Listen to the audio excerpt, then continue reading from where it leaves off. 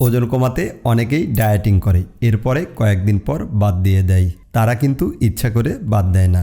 বারবার ক্ষুধা লাগে, মাথা ঝিমঝিম করে, শরীরে শক্তি পায় না, মন খারাপ থাকে, মেজাজ খিটমিটে হয়, খাবার তৈরি করতে ইচ্ছে হয় না। এছাড়া পছন্দের খাবার দেখে নিজেকে কন্ট্রোল করতে পারে না। ফলাফল ওজন তো কমেই না, নিজেকে লুজার মনে হয়।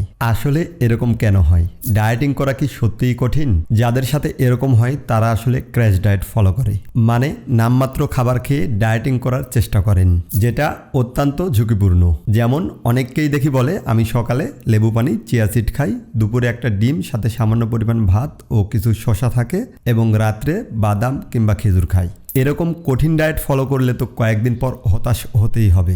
আরেক গ্রুপ আছে যারা নিয়মিত দামি দামি খাবার কিনে ডায়েটিং শুরু করে, যেটা নিয়মিত তৈরি করা ও চালিয়ে যাওয়া সম্ভব হয়ে ওঠে না। আসলে ডায়েটিং করা কঠিন কিছু না, যদি আপনার ডায়েট প্ল্যান ঠিক থাকে।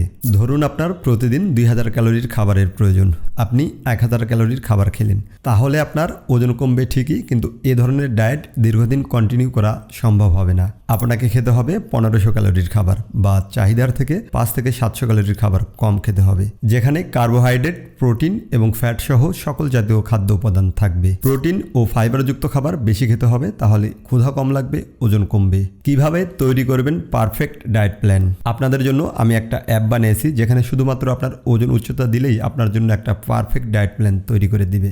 ইভেন আপনি কোন ধরনের খাবার খেয়ে ডায়েট করতে চান সেটা আপনি সিলেক্ট করে দিতে পারবেন। যেমন সেটা হতে পারে ঘরের খাবার, মেসের খাবার, কিংবা বাইরে থেকে কেনা দামি কোনো খাবার।